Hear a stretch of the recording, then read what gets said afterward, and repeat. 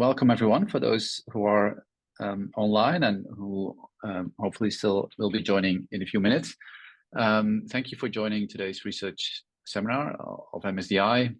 So we have a long-running research seminar series, and we usually also record the session. So if you're interested, you can always sort of find the previous ones online at our website. My name is Rob Raven. I'm a professor at MSDI, and I will be the host of today's seminar. And before we continue, I would like to acknowledge and pay my respect to the traditional custodians of the land, the people of the Kulin Nation, and pay my respect to the elders, past and present. So I'm very pleased that today we've got Benjamin Thompson as a speaker in the seminar series. Benjamin is a senior lecturer in the Faculty of Arts here at Monash University, and he holds a master's degree from Imperial College London and a PhD degree from the National University in Singapore. And he's doing some pretty interesting research on the governance and financing of biodiversity conservation, environmental management, and sometimes also called nature-based solutions. And on the one hand, this includes actual research into ways of financing nature, such as through ecosystem service payments or ecotourism, impact investment, but also digital technology-based ways, such as using blockchain. But on the other hand, also then evaluating these approaches and thinking about the relationships and the implications for politics and institutions. And also good to note that Benjamin recently won a very prestigious ARC DECRA grant. They're not easy to get, so it just signals that he's really a great scholar. And I'm very pleased that you've accepted the invitation to speak to us today, Benjamin. So before I hand the floor to you, maybe just some practicalities. Benjamin will speak for about 30 to 40 minutes. Then there will be room for Q&A.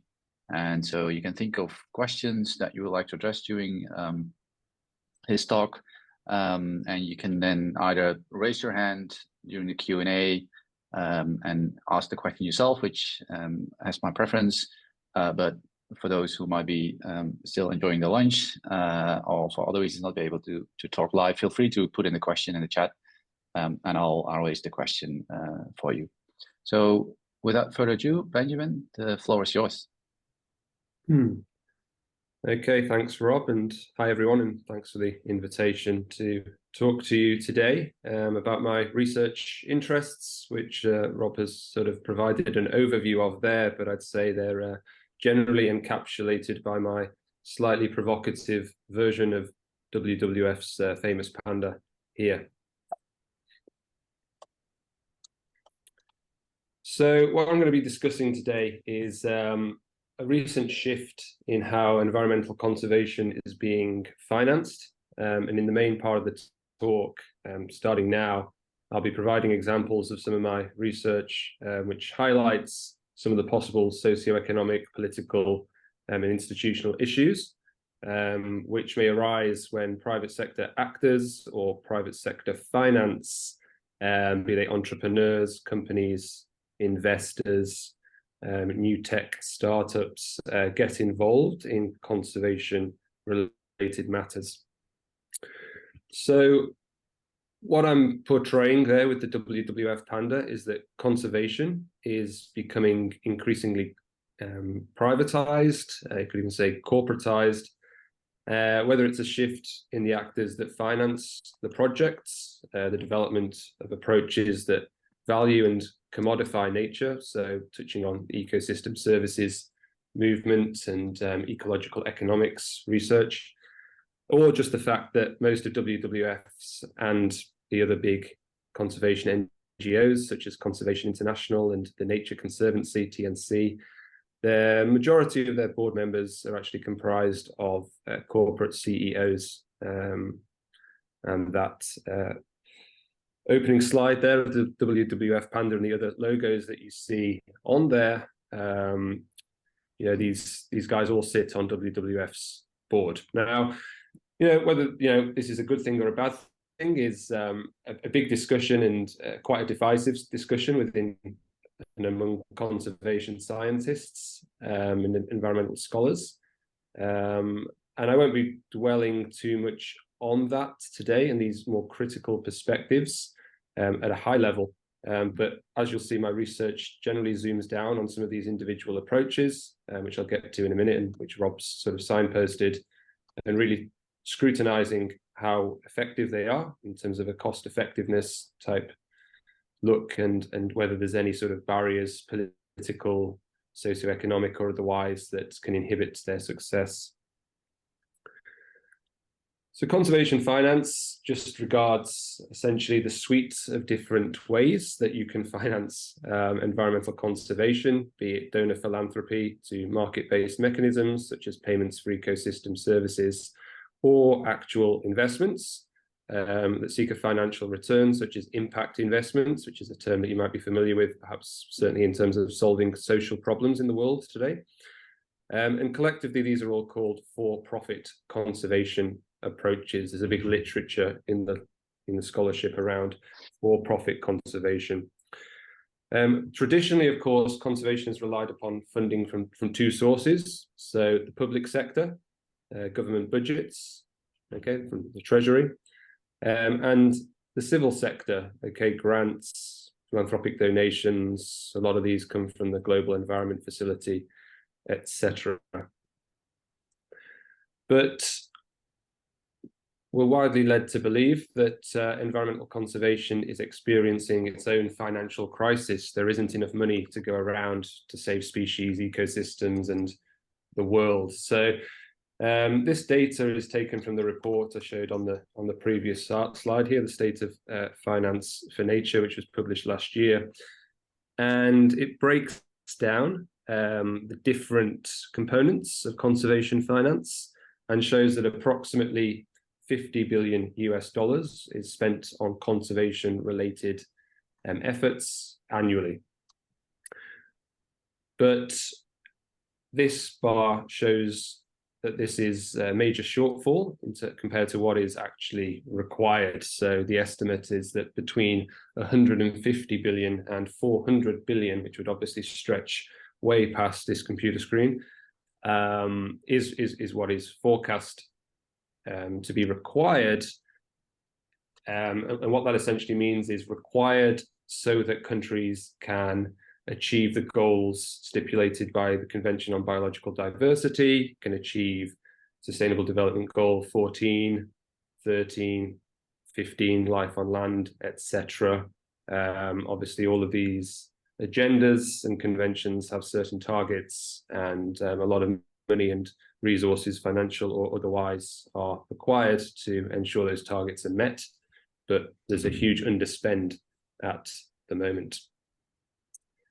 Again, just as a quick caveat, there are critical perspectives on this. Of course, it's not just about how much money we need, how much money we're spending, but also how effectively we're spending. And just more broadly, I'm interested in questions moving forward, such as why does a big chunk of money go to country A and not country B? Or why does it go to solving problem A and not problem B, for etc. And of course, there's a lot of political and economic factors around that, but that's just broadening out this debate a little bit more. And these are quite coarse numbers, but similar numbers have been published in Nature, for example, within the last 5 years or so, Science. So there's a lot of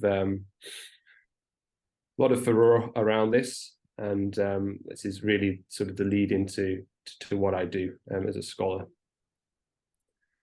So because of the shortfall, some conservationists are embracing new financing approaches through engaging with the private sector. We're seeing an influx of corporate foundations, I suppose conservation finance businesses, impact funds tailored to solving environmental problems, and conferences there, such as the one at the bottom, which are increasingly trying to bring environmental interests and business interests together. And there's also the reality that a lot of the big, again, as alluded to on the opening slide, a lot of the big conservation organizations now, the NGOs, are increasingly run like corporations. So this is some data, a ranking from Forbes, so some of the biggest organizations in the world. The Nature Conservancy is a particularly interesting one. They own enormous, absolutely enormous swathes of land in the Americas. And during some research that I was doing in the Philippines about 5 years ago, I was speaking to a very high-level person at the Nature Conservancy, and they said, "Look," I said, numbers like this, the 1.1 billion here, it's a drop in the ocean in terms of our assets. Their quote was that in terms of our assets, so the land that they own, essentially, they said we'd be in a similar league to Apple. So major power, potentially, that some of these big conservation organizations have in terms of their own work, but also in terms of promoting certain approaches to solve environmental challenges. And because of that, the role of the private sector is falling under increased scrutiny. So these are just a couple of screenshots of one of my recent papers and a paper written by some friends of mine in this area. One on the left in business strategy and the environment, the one on the right in nature, ecology and evolution.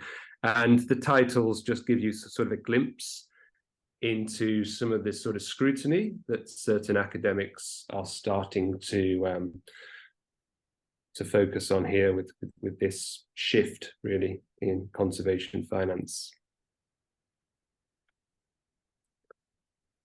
So, I'm interested in this intersection really between conservationists and the private sector and investors, and this influx of more corporate financed for-profit or technology-driven conservation projects. And I investigate these. My PhD was all about payments for ecosystem services. I could have infused some slides on payments for ecosystem services, but I've been talking about it for best part of 10 years. So I'm trying to move away into talking about slightly other mechanisms. So what I am going to focus down on today is just to do a little deep dive, a mini deep dive, let's say, into 3 of my journal articles. One is all about trying to finance environmental restoration through CSR in Thailand. One is about trying to finance environmental restoration and conservation through tourist dollars in the Philippines. And the final one is some of my most recent research, trying to finance but also manage the environment, in this case, marine environment and seafood supply chains through the use of blockchain technology. And this case study is all focused on Victoria and is quite a spicy one to finish with. So the first paper is essentially a critical take on the use of corporate social responsibility money to restore mangrove ecosystems in Thailand. So for anyone that doesn't know, CSR regards the ethical, social and environmental responsibilities of business to their shareholders, stakeholders and broader society. That is a sort of textbook definition there. And one of the classic CSR type activities is the tree planting day. Okay, as is shown on the left there, you get the CEO down, they plant a tree, the media are there, take a photograph, get it in the local newspaper, get it on the website, and gain positive publicity would be the slightly cynical interpretation of CSR. Nevertheless, these sort of accusations of greenwashing, etc., are coming up all the time, and really I'm curious as to whether CSR financed ecological restoration, for example, does indeed have any merit or not.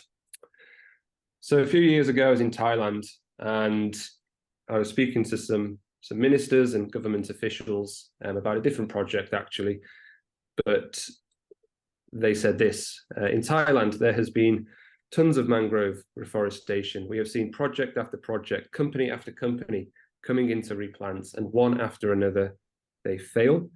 And then the second quote is, the total amount of mangrove seedlings that have been planted in Thailand could reforest the world. And what they're implying there is, though perhaps millions and millions of mangrove seedlings and saplings have been planted in Thailand, very, very few survive. So they keep getting planted again and again in the same locations, again and again and again, and failing again and again and again. And I wanted to understand what was going on here. And I wanted to understand why, when I open a corporate sustainability report, I see photographs like this of a lush, newly planted green mangrove forest in waiting.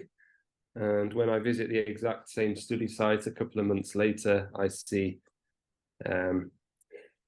death, unfortunately, of these mangrove seedlings. So more broadly, mangrove restoration, it's widespread across the tropics, but it does often fail. There's many studies pointing to this, and many of them are essentially ecological studies. Okay, restoration success does hinge on ecological factors. For example, don't plant mangroves on mudflats because they're not naturally found there, so they'll receive too much tidal inundation and drown. Okay, certain mangrove species occupy a very, very narrow band along the coastline.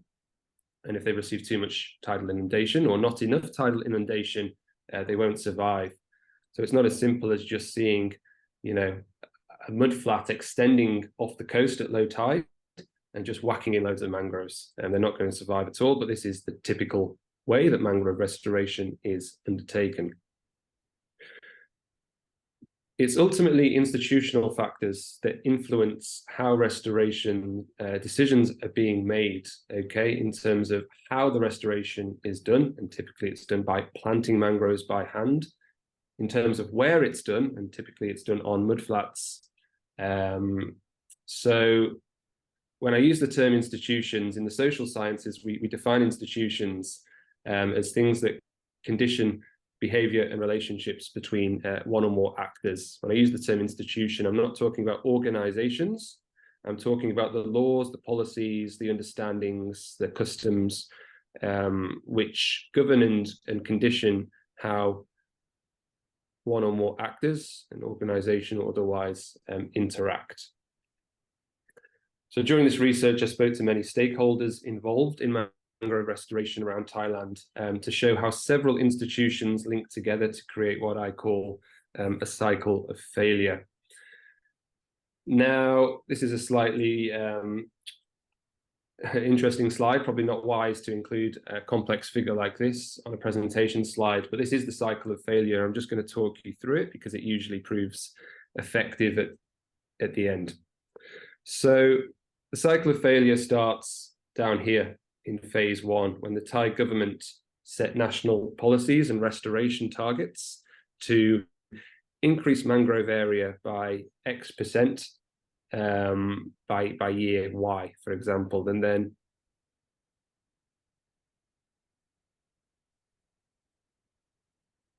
there is some noise coming from someone. I'm just wondering where that's coming from. Do you need a second, Benjamin? It's all right. Maybe it's coming from next door. Never mind. Ultimately, once that target is set, the national government then delegate the responsibility to achieve that to a government agency to meet these targets, which in Thailand is the Department of Marine and Coastal Resources, and they have different substations located across the country. But these substations, they lack financial capacity and manpower, person power, to get on the ground and actually plant loads of mangroves. So that's where they approach corporations who get involved through providing corporate social responsibility money and mobilizing perhaps their employees for a given day here and there, but also some of the corporations partner CSR communities. And this process shifts decision-making power. This is a really important box. This shifts decision-making power from the government agency to the corporate financier, because the corporation is able to then choose their preferred project sites, and they typically partner with good, perhaps subservient partner communities who they've worked with before and have a prior relationship. Now, this does ultimately lead to a mangrove restoration attempt occurring, which is a positive thing. Typically after this, after they've gone on the mud flat and planted loads of mangroves, in phase 3 in the top right there, everyone rejoices. The corporation is delighted. They get on the phone to the CEO. We've planted this many mangroves. Get that in a CSR report. The government players involved, they're also delighted. They're on the phone to the minister, letting them know that a little area of mangrove forest has been ticked off, moving towards the target. And the community are generally happy as well, because for a period of time at least, they have a new lush mangrove forest that could provide ecosystem services, etc. But ultimately, what I've got in this top right-hand box here is these are false successes being recorded on paper, because typically what will happen is, in the night, in the subsequent weeks, the tide will wash in and all of these mangroves will drown, and hence their false successes. And that's not even the end of the story. So the first attempt fails, but then as those quotes alluded to a couple of slides back, there's a lot of repeat attempts at the same sites. There's very little institutional learning in terms of addressing what is going on and trying to do it again. I was really curious as to why this was. And a few things were suggested. Firstly, in Thailand, partly because of Buddhist principles, CSR money is very readily available. A term that's featured in the manuscript and paper is top tan, which essentially means to give back. And corporations in Thailand are always trying to give back and provide money, giving back to communities, giving back to nature. And so there's always money there to sort of try again. And then I was curious as to why, what could possibly motivate disgruntled local stakeholders and local communities to allow or be involved in repeat restoration attempts. And often these restoration attempts are strategically timed to coincide with public holidays associated with the Thai royal family. And if you spend much time in Thailand, you'll know that doing anything in honor of the king or queen is not to be disputed. So there's sort of a socio-cultural factor there as well. And this ultimately explains why we're seeing so much waste of resources, really, with a lack of institutional learning, a lack of bringing in perhaps external partners, advisors to better advise on how this should be done. And hopefully, research such as this was shared with the Thai government, can go a small way to correcting that. But it speaks to a broader set of issues, regarding environmental governance, again, highlighting how when you shift the financier, you also shift the decision maker, and they may be making decisions which are not necessarily in the best interests of the environment or in terms of the success of the project. And ultimately, and this is a bit of a nod to our friends in science faculties, ecologists, biogeochemists, that while restoration success may be fundamentally based on ecological factors, it's really institutional factors that need to be scrutinized, because it's these that predetermine how astutely that ecological knowledge is used and actioned on the ground.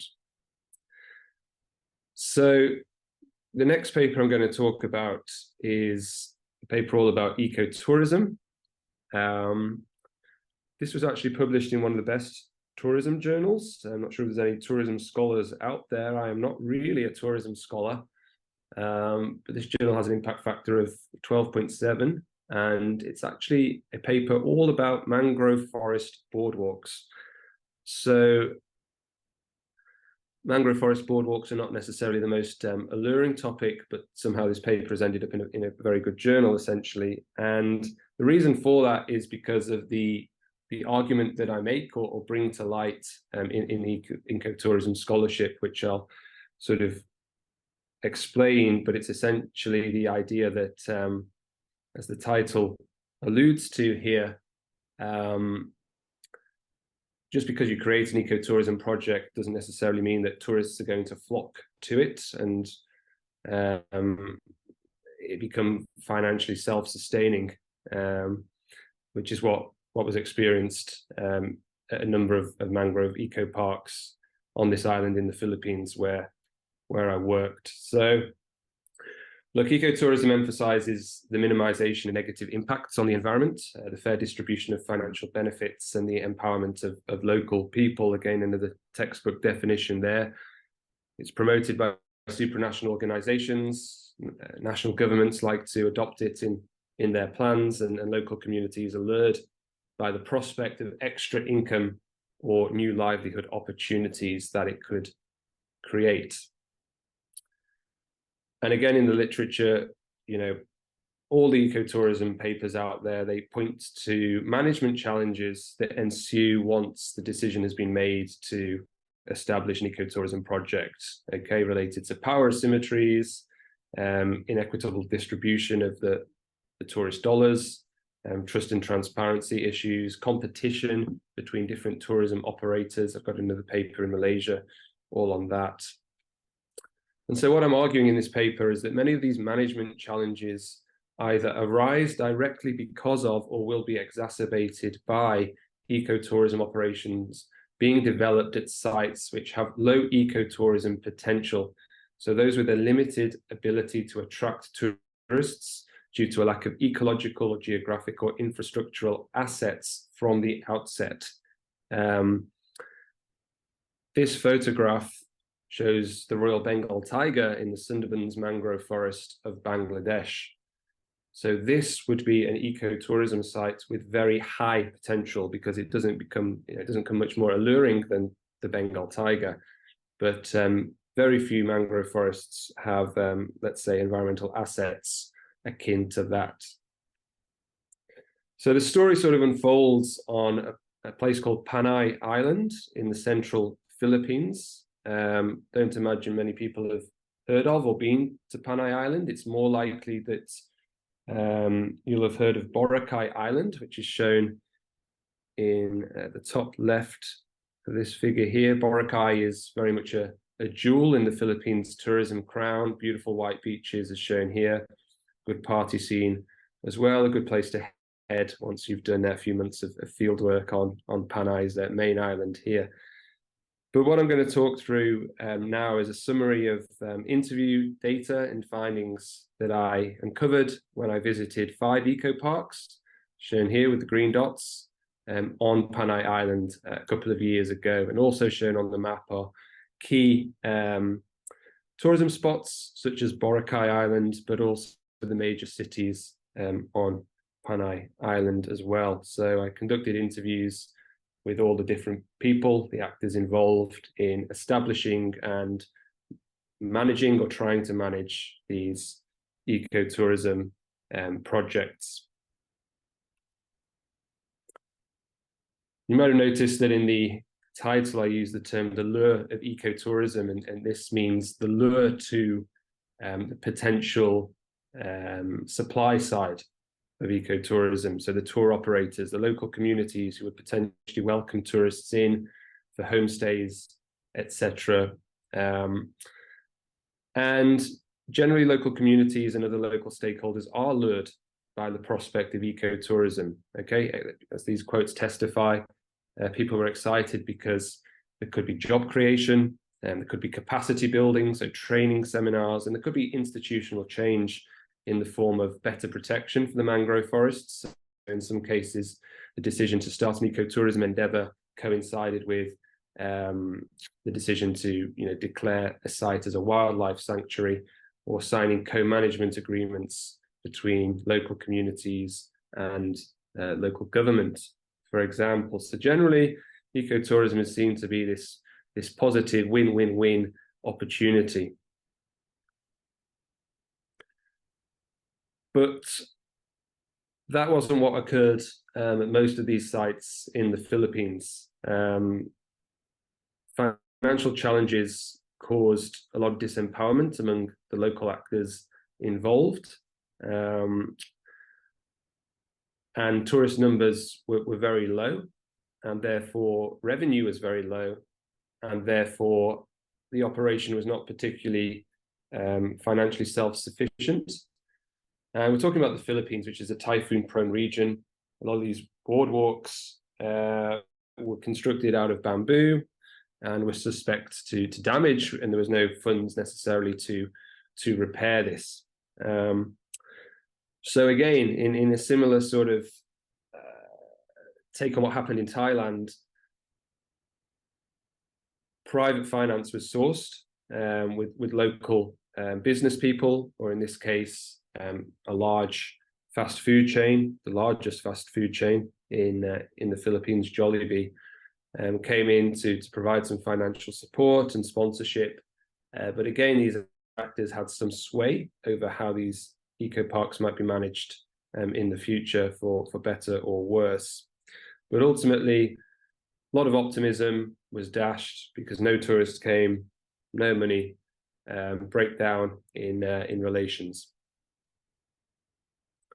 As these quotes testify, the codes here at the end of these quotes just refer to some of the different sites that I visited. So lack of consultation once the private sector actors came in, co-management agreements were de facto void, and they sort of took over. Management power, this is being spoken here by a local person, a local sort of mangrove champion, mangrove guardian. Management power was restricted. A project that was supposed to bring money in and improve employment opportunities has had the opposite effect for some people, decreasing motivation, and ordinances, which were signed in the years prior, falling apart and totally broken. So quite a sort of damning set of quotes here on how unsuccessful these projects became. And that's typically how a lot of ecotourism papers conclude in the literature. But the point that I was really making in this paper is that it's perhaps not that surprising when you consider the initial tourism potential of the sites. So as we can see by this set of quotes, oftentimes, no assessment of tourism potential was made. The area may not suit the type of tourist that you will find in that area. A lot of international tourists, for example, will transit in Panay Island to get to the beautiful white beaches of Boracay Island, maybe less interested in going to a mangrove swamp, for example. Here we've got a community that built the boardwalk for access to very beautiful and as a mangrove lover, some very fantastic old, centuries-old mangrove trees, as shown there in the bottom right-hand corner. But they were assuming that other domestic and international tourists would see them in the same light and want to visit them, and this didn't really come to fruition. Even they were described as avatar trees, etc., in marketing campaigns. And sometimes ecotourism operations were just established where the infrastructure was just really, really bad, certainly not suitable to visitorship from international tourists. So ultimately, the paper shows that this mantra of "if you build it, they will come" has not held true in the case of these mangrove eco parks on Panay Island, and I would imagine this is certainly the case elsewhere for some other ecotourism operations where you don't have these vanguard attractions or attractants which inspire and motivate tourists to visit. And I suppose the concluding remark here is that even in sites where there may be a need for alternative livelihoods and new revenue streams and new conservation approaches, the decision not to pursue low potential ecotourism developments could be more important in the long term than the decision to pursue them, because then you would avoid all of these potential negative issues, negative impacts such as disenchantment, embezzlement of funds, and we heard about in some cases mismanagement and strained stakeholder relations that could and indeed did ensue at a lot of these eco parks. So it's a little bit doom and gloom, but again, I'm not trying to pull the rug out of ecotourism. It's a great approach that can work in some cases, but this idea that it's a panacea and that everyone should get excited about it really needs to be balanced with, reliable market research and an honest assessment of whether it really is the best approach to use in certain places. This is the final few slides now, and touching on one of my most recent papers. I'll just hydrate.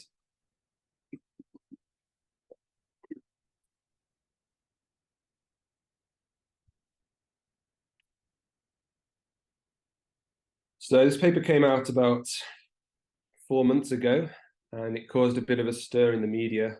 I ended up on ABC Radio a few times for reasons I'll get to.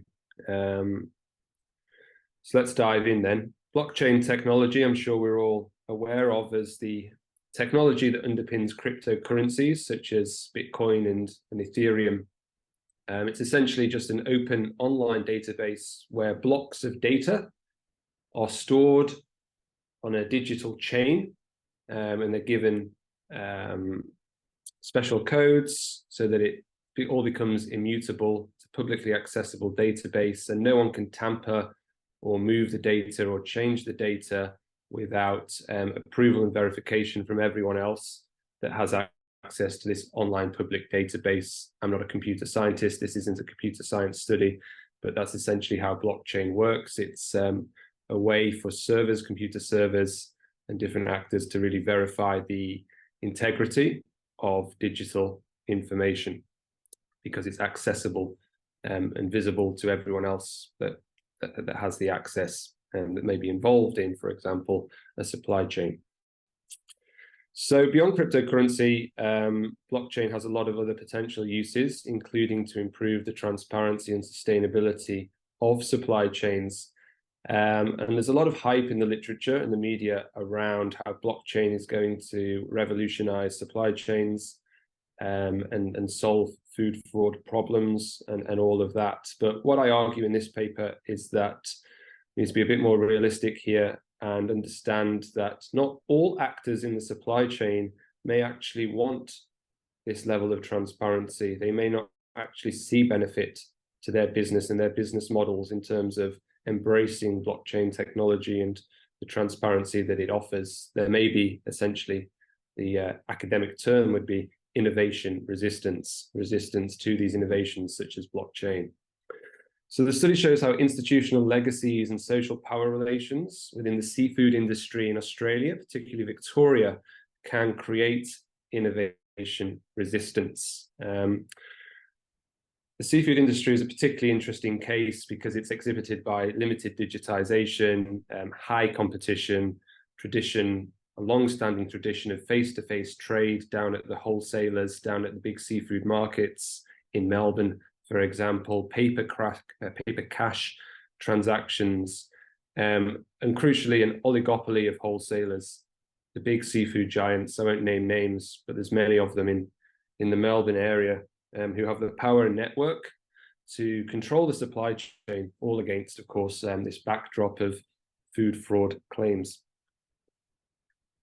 And again, this is the sort of key point that because it might be resisted by some actors, blockchain may not actually drive the sustainable transformations in the seafood industry as quickly and effectively as its proponents suggest.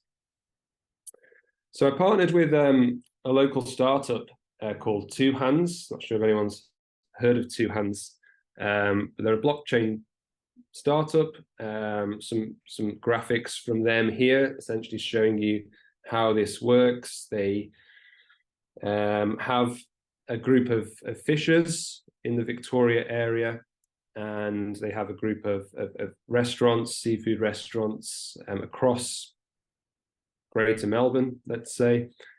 And the idea is that a customer can go in and order a seafood dish in a restaurant and scan a QR code on the dish, as we can see here with the lobster claw, and they can track the product all the way back to potentially GPS coordinates in terms of where it was caught, the name of the fisher who caught it, the vessel number, the vessel license, the day it was caught, and it's just a time-stamped record tracing this product from ocean to plate.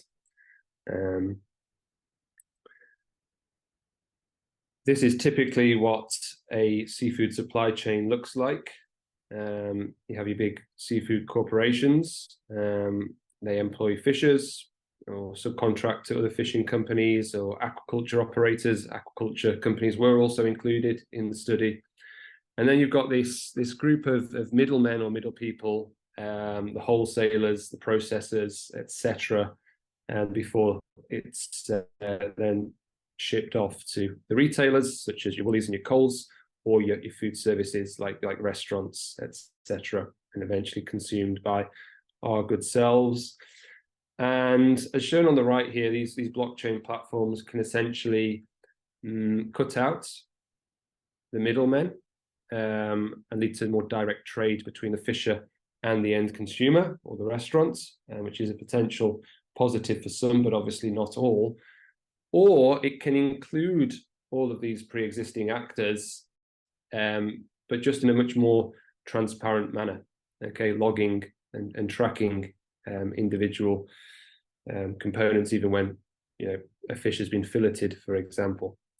So we conducted some interviews, a co-author and I, with various actors in this supply chain, so fishers, restaurants, people embedded within wholesalers themselves. I contacted the executives, let's say, of all the big wholesalers in Melbourne. Got one or two flaky replies, but no one was really happy to sort of sit down and discuss it. But I was also able to speak to people who work with very closely these wholesalers, advisory groups, etc. So quite broad coverage of the supply chain features. And look, there's a culture of high confidentiality and high competition. Okay, so as is understandable, wholesalers don't want to disclose their suppliers and buyers to each other, so that those actors are able to trade directly. But of course, blockchain would come in and reverse this. And it also means that the wholesaler would be unable to conceal, let's say, potentially unsustainable or potentially unethical, product information, okay, about the species, about the price, etc. A few general sentiments here from some of my interview respondents about the state of the seafood supply chain in Victoria, and I would imagine this extends to other seafood supply chains largely globally. So some reluctance there to embrace the opportunities that blockchain may provide. Price was certainly a theme of these interviews, okay? The seafood sector has a culture of price takers. That would be the fishermen. They get the price that they're offered by the wholesaler. Price payers, that would be the restaurants who pay the wholesaler whatever price they charge on that particular day, and of course paper cash, as I've alluded to, down in the market, so to speak. So again, some quotes here, for example, from an aquaculture company saying it's very difficult to double check sales prices. They suspect that some manipulation of prices could be going on, and that the wholesalers are taking a high margin, a high commission. And of course, the wholesalers do perform a role. No one's denying that, but there's a feeling that commissions of potentially 25, 30, 35% are too high and having a major impact on the livelihoods of the rural fishers, for example, in Victoria. And also, of course, the eventual cost of addition in a restaurant. So, claims of corruption as well, etc. Provenance, that's essentially origin of a particular species. Obviously, there's rife issues in the seafood sector around provenance and food fraud. So again, some quotes here, touching on different anecdotes and different experiences of, in this case, restaurant head chefs that I spoke to, reluctance to really engage with provenance issues, and some contestations that species which were offered by wholesalers could even be they could even have because of maybe bad weather, or it being not found in local waters but being labeled as a local catch. So the aquaculture company concerned about huge issues around species and product substitution. So this regards a very highly regarded aquaculture company that charges a price premium for its premium product, its premium fish. And a study was done by an independent body who found that around 40% of this particular species, which was sold claiming to be from this aquaculture company with a very good reputation, actually wasn't. So it was mislabeled. So this was obviously not good news to this particular aquaculture company. And then the other factor was that whilst, you know, the fishers, individual restaurateurs, they were generally pro blockchain technology and were progressive in their outlook on sustainability. Obviously not all of them, but certainly the people that were involved and could share knowledge on this. They were very keen. They had faced a bit of a backlash from the wholesalers with whom they obviously have had pre-existing relationships and upon whom they do rely for volume or for securing a particular species, which maybe the blockchain platforms aren't yet able to do because of their small size. Okay, they're still scaling. So Benjamin, just noting we've got about 10 minutes. Quotes here. We've got about 10 minutes left, so you might want to try and sorry, Rob. up when you can. No worries. Wrapping it up soon. Thanks. So some quite damning quotes here about certain respondents' takes on the state of the seafood industry and the pressure they face from some wholesalers. So, you know, obviously the title of the paper here is "Blocking Blockchain," implying that this is what the wholesalers are doing or would like to achieve, because there could be little value in it for them for the reasons discussed. And look, the argument that I was making here is that such insights are necessary given the escalating rhetoric around blockchain and the expectations around it. Though it was kind of seen as more as a Monash Scholar Slams Victoria's Seafood Wholesalers, and that's how I ended up on ABC Radio a couple of times. But we've moved on from there. So that is indeed the end, Rob. I'm sorry if I've gone a little bit over there. But yeah, hopefully that gives you a little flavour of who I am, the type of research I do, and yeah, happy to take any questions that might come up. So thanks for your time. Thank you very much, Benjamin. That was fantastic, and three great stories, even though slightly depressing. Yeah, so let's open up for any questions. Who would like to go first? Glenn? Yeah. Okay, brilliant. Thanks very much, Benjamin, for the presentations. I've also done some work within community-based tourism, which sort of sits alongside ecotourism within that space, not necessarily dependent on nature, but quite often it is.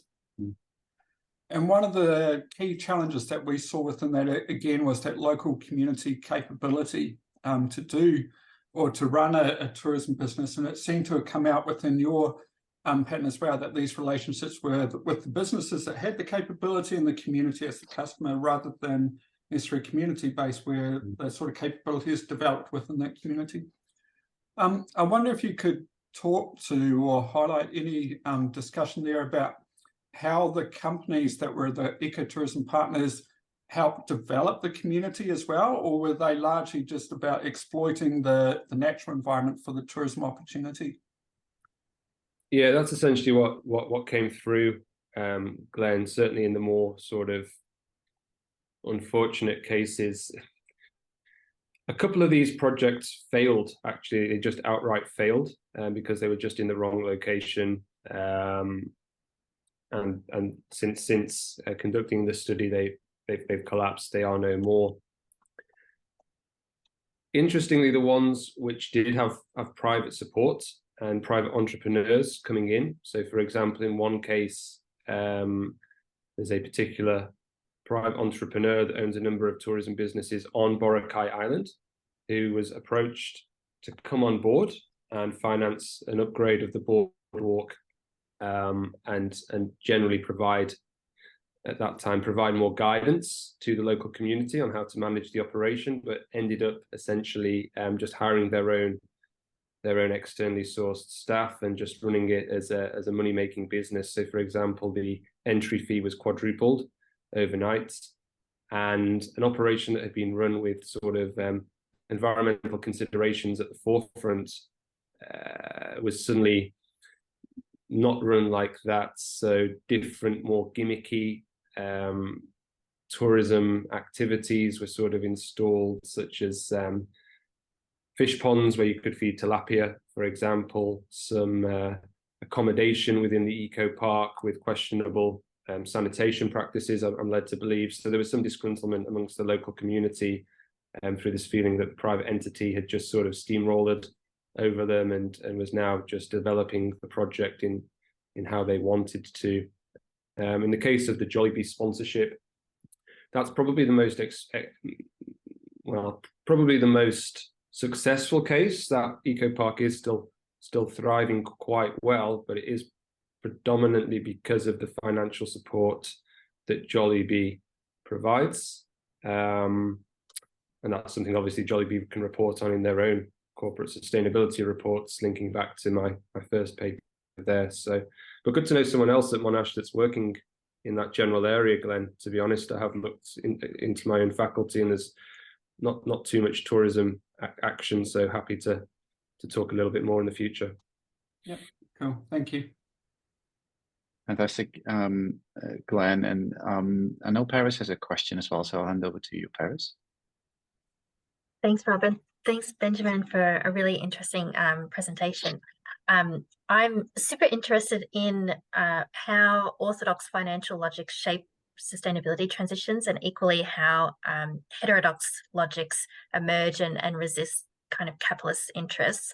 So I'm wondering if, and this is a bit of a tangent from what you've presented, but I'm wondering if you see any seeds of or even substantial initiatives that broaden the realm of possibility for finance, whether they are more kind of distributive, long-term, less profit-driven, and more attuned to the environmental needs of conservation, if that makes sense.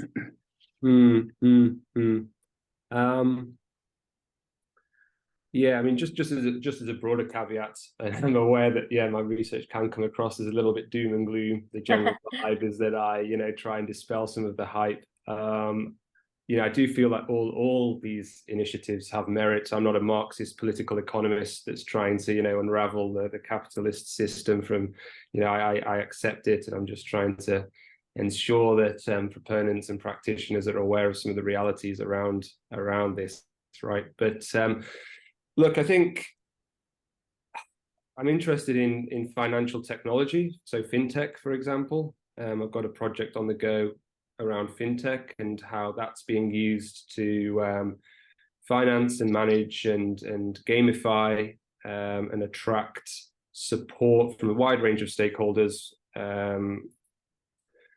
broadly through tree planting initiatives. That's sort of the lens I'm looking at, and how that can help source finance a little bit more indirectly, and that can then be channeled to tree planting organizations, essentially, that may have a decent track record. I think in terms of technology, crowdfunding is an opportunity as well. There's a lot of literature coming out on crowdfunding and how effectively that can be used to solve a particular environmental problem in a particular area, drawing on the sort of marketing kind of aspect. So yeah, maybe it's more these I suppose the term would be decentralized sort of opportunities, where you can really engage a wider public, and but ultimately, no matter where the finance is drawn from, I think it's about good decisions being made by the individuals or the organizations that receive that finance, no matter how it's drawn. And I think there needs to be more accountability, especially in the impact investing sector. I resisted the temptation to go into impact investing, but I've got a similar paper on similar lines, all about impact investments in biodiversity conservation as well, which I might have showed on one of those slides. So yeah, look, a lot of shifts. and we're only going to see more and more money channeled towards, I think, solving environmental issues. And we're going to see a lot of innovation in that space, as you've noted. And I'll be there to continue scrutinizing it, I suppose. Thanks, Baris. Benjamin, I've got two quick questions myself, if I can. One is probably more for just my understanding, but you started your talk by showing the underinvestment in nature in terms of what's needed, and you call it a crisis. I'm just curious if this is a new problem, a new crisis, or if the underinvestment has always been an issue. I'm just wondering if you can reflect on that. And my second question I'll pop in as well, and then we'll probably run out of time in the end. But maybe it relates a little bit to Paris's question, but it's slightly different, I think, in the sense that you're really good in pinpointing sort of the explaining failures by showing, by pointing towards institutional factors, but also towards power and agencies by the actors involved, and that explains quite well why it's not working. I wonder if you have ideas about what sort of governance models might do better, right? And I was particularly thinking about this in the context of your first paper that you presented, in the cycle of failure, as you call it. Are there cases where mangrove restoration has actually worked? And then could you use that cycle of failure to look at those cases and see where that cycle has gone different?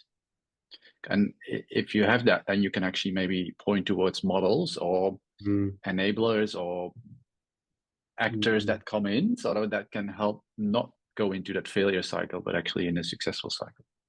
Yeah, no, I see where you're coming from. I should really try and find a cycle of success and draw comparisons between the two. Certainly, mangrove restoration has, had some success in certain locations, but it's usually with heavy support from, for example, the Mangrove Action Project, which works in Southeast Asia, and bringing in their expertise. Now, the obvious question in this Thailand case is, well, why haven't those expertise been leveraged there? And in some cases they have. Okay, there are some mangrove projects, restoration projects in Thailand, which are successful, but I think there's just not enough to go around. And you have a lot of changing individuals within government, political cycles, moving departments, etc. And that institutional knowledge is just often lost, even within corporations, corporate sustainability departments, etc. So it's about, I suppose, finding a suitable, broader governance approach and a better institutional framework. But it's also about trying to safeguard that institutional framework and the individuals within it that have that institutional knowledge to keep it, I think, progressing. But I think, there's a lot of change and a lot of swapping out of roles and things like that, which can inhibit that a little bit. In regard to the first question, yes, obviously conservation's always been underfunded, and I think really what's happening is in the last 10 years or so, there's a big paper in Science which triggered it. I think it's a 2009 paper. I think conservationists have sort of seen this situation as an opportunity, possibly, actually, to try and engender more financial support, more funds. We need more money type sentiments. I think it's always been there, it always will be there. When the targets change again and become more ambitious, the gap will remain, right? So it's kind of like never ending, and I think it is being used strategically, conservation for individual aspects within that, such as blue carbon, for example.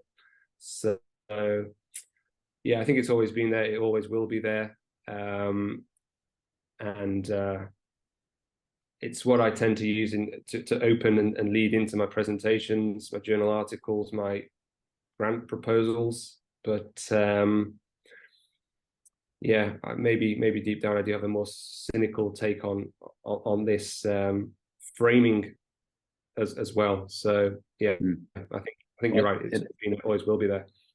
it also means that you will always be there, because you will always have to have a job to pinpoint to the limitations and those gaps. Yeah. So it's good for you.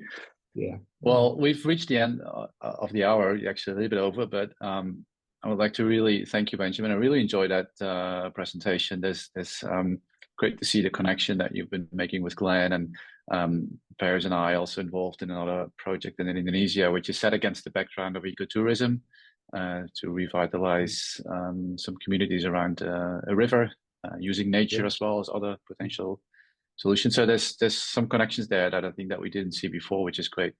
And, yeah, thanks, Rob. I mean, I've been at Monash for 4 years, and probably this seminar at MSDI has been a long time coming. So I'm glad to have finally popped in, so to speak. Yeah, excellent. And if anyone wants meeting in the future, do just feel free to reach out. Yeah, perfect. We will. And thanks everyone for joining today, and hopefully see you next time again. All right. Thanks very much. Bye-bye. Thanks, Ben. Bye. Thanks. Bye. Bye.